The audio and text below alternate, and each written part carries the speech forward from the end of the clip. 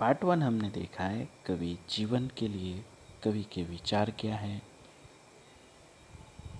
और इसके लिए वो किसे धन्यवाद दे रहे हैं अथवा किसकी याद में वो लिखा है। अब पार्ट 2 में देखते कि सचमुच मुझे दंड दो कि मैं भूलूं मैं तुम्हें भूल जाने की। दक्षिण ध्रुवी अंधकार अमावस्या शरीर पर चेहरे पर अंतर में पालू में झेलू में उसी में नहा लूं मैं।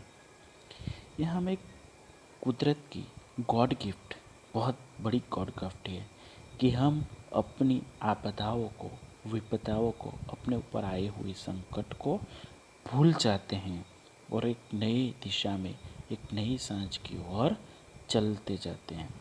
इसीलिए यहाँ कवि कहते कि आप मुझे दंड दो कि मैं भूल जाऊं तुम्हें भूल जाने की कोशिश करता रहूं। दक्षिण ध्रुवी अंधकार अमावस्या की, क्योंकि यदि ज्योतिर्मय गमः तो पाताल अंधेरा पतली गली, पाताल अंधेरा भी होना चाहिए।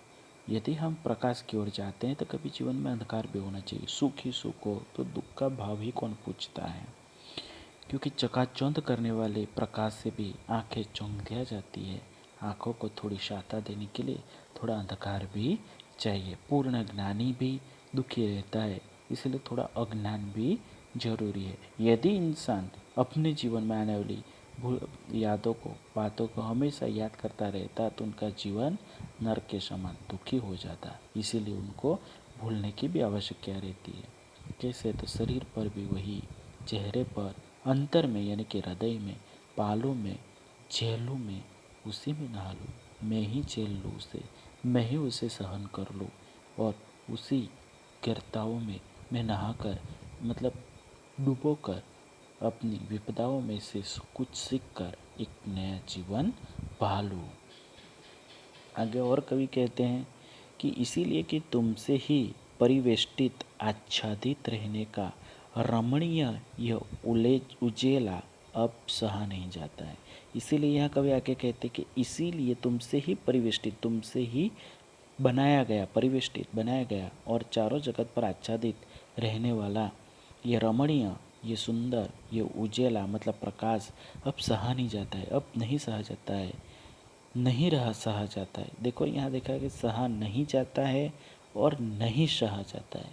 पहले में कहा है कि अब बहुत हो चुका है, एक उम्मीद है कि अभी थोड़ा अंधेरा मिलेगा, थोड़ा धूप मिलेगा, नहीं सहा जाता। यहाँ शिकायत के तौर पे कवि कहते हैं ममता के बादल की मंडराती कोमलता भीतर पिराती है। ममता के बादल प्रेम रूपी, अभी तुम्हारा जो प्रेम है मेरे ऊपर, तुमने जो मुझे दिया है, मंडराती कोमलता, तुम्हारी जो कोमलता है हमेशा मेरी विडम्बनाओं को माफ करके मेरी पैरवी करते रहे तो भीतर पिराती, भीतरी भीतर दुखी करती है, कमज़ोर कर रही हो और अक्षम अब हो गई है आत्मा।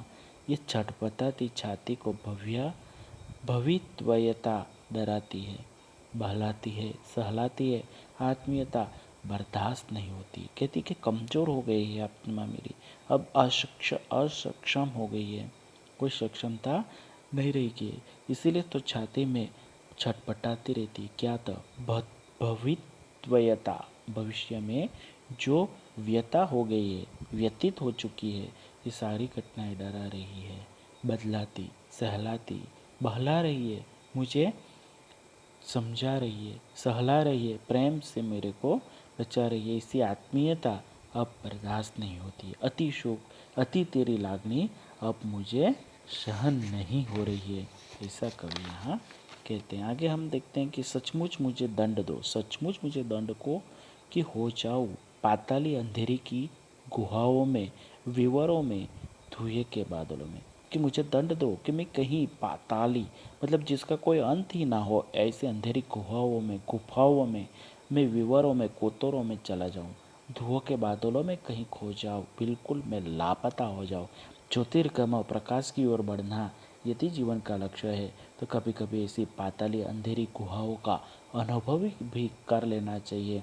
हमेशा प्रकाश से स्वच्छ आकाश को निरखने की आदत है तो कभी कभी धुएं के बादलों में खो जाना, लापता भी होना जरूरी है। लापता की यहाँ भी तो तुम्हारा ही सहारा है, मैं लापता हो जाऊँ अपने लक्ष्य से विक्षिप्त हो जाओ, दूर हो जाओ, तो भी यहाँ एक तुम्हारा ही तो सहारा ही है।